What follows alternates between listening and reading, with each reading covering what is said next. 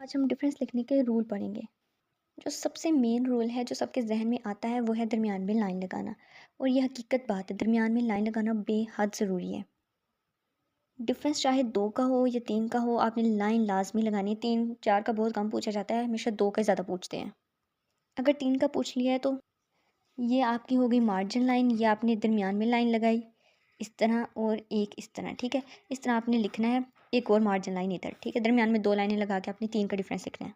Rule number 2 ये है, बच्चे अक्सर ऐसे करते हैं कि जल्दी में ना इस तरह दरमियान में सपोज लाइन लगाई है, जल्दी में इधर भी डिफरेंस लेके जा रहे हैं, इधर भी इधर भी इधर भी, लेकिन ऊपर हेडिंग देते नहीं हैं। अब मुझे बताएं, अगले को क्या पता चलेगा कि आप इसका ये लिख रहे हैं या इसका ये लिख रहे हैं? इस तरह नहीं पता चलता। हेडिंग तो डिफरेंस में इतनी ज़रूरी है ना, नॉर्मल क्वेश्चंस में नहीं ज़रूरी इतनी, लेकिन इसमें बेहद ज़रूरी है। पता तो चले आप नीचे लिख क्या रहे हैं, किन का डिफरेंस लिख रहे हैं। हो सकता है जो आप इधर जिसका लिख रहे हैं वो समझ रहा हो ये इस वाले का है, जो इधर लिख रहे हैं वो समझ रहा है इस वाले का है। अब रूल नंबर 3 देखें, मैंने आपको समझाने के लिए लिखा है। कुछ बच्चे इस तरह करते हैं, it is solid, it is hard, it is liquid, it is not hard. इस तरह नहीं लिखना। डिफरेंस क्लियर पता चलना चाहिए कि वाकई कोई डिफर आप चीज़ कर रहे हो।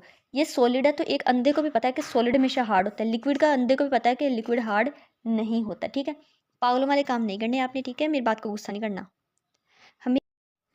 रूल नंबर 4 ये है कि जिस तरह ये RNA is ribonucleic acid, RNA stands for ribonucleic acid, ये यहाँ पे ख़त्म हुआ है और DNA की लाइन जो है वो यहाँ पे ख़त्म हुई है। अब आपने ऐसे नहीं करना कि ये एसिड इधर है तो आपने इसके आगे से सेकंड पॉइंट शुरू करना है, इस तरह लिखना है और इसके नीचे से लिखना है। इस तरह देखिए ये इस तरह बन रहा है, हमने आमने सामने इस तरह लिखना है। ये लाइन आपने ऐसे सीधी छोड़ देनी खाली, यहाँ पे पूरा है ना, ये लाइन खाली छोड़ के फिर नेक्स्ट डिफरेंस आपने सेकंड वाला इधर से लिखना है।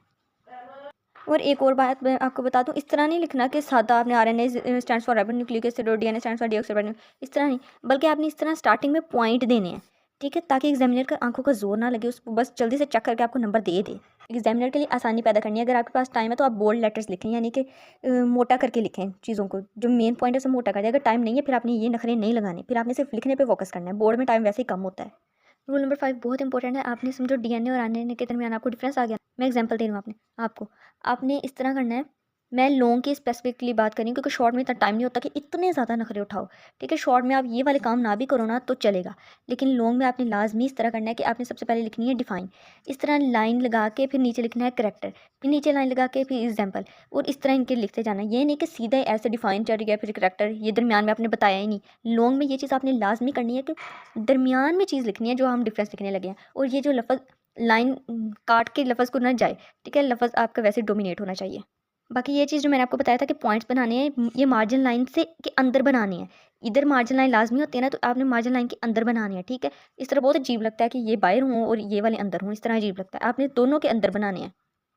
रूल नंबर 6 ये है कि आपने बहुत मुमकिन कोशिश करनी है कि चीज़ की एग्जांपल देनी, दोनों डिफरेंसेस की या तीनों डिफरेंसेस की, साथ में डायग्राम बनानी है, ठीक है। ये आपने बहुत ज़्यादा कोशिश करनी है, इसी चीज़ के तो आपको नंबर मिलने हैं। रूल नंबर 7 ये है कि एटलीस्ट आपने डिफरेंसेस जो हैं वो 5 पॉइंट्स तो लिखने हैं ना, शॉर्ट में भी एट लीस्ट लिखने हैं।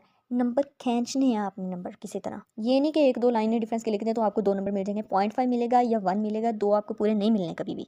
मैंने अभी रिसेंटली FSC किया, मुझे बहुत एक्सपीरियंस है इन चीज़ों का, इसीलिए अल्हम्दुलिल्लाह मैं टॉपर हूँ और मुझे सब पता है इन चीज़ों को कैसे हैंडल करना है। एग्जामिनर नंबर नहीं देता, एग्जामिनर से छीनने पड़ेंगे और छीनने अपने इन रूल्स के तहत हैं, ठीक है।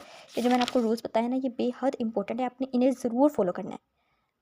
मेरा ये काम नहीं होता मैं बच्चों का टाइम वेस्ट करूँ या उन्हें फ़जूल चीज़ें बताऊँ। मेरे अंदर जो बात है ना, मैंने वो आपको बतानी है। जो ठीक बात है मैंने आपको वो पहुँचानी है, जो नहीं पता मैंने आपको उसके बारे में वीडियो भी नहीं आपको बतानी, वीडियो देनी नहीं है। रूल नंबर 8 है कि ये जो आपने दरमियान में लिखना है ना, ये आपने मार्कर के साथ लिखना है। ये हेडिंग भी मार्कर के साथ और ये पॉइंट्स भी मार्कर के साथ, ये लाइनें भी मार्कर के साथ, दरमियान में सिर्फ पेन, ताकि एग्जामिनर के अच्छे ऊपर अच्छा इंपैक्ट पड़े। और रूल नंबर 9 ये है, रूल नंबर 9 ये है, आपकी हैंड राइटिंग बहुत अच्छी होनी चाहिए।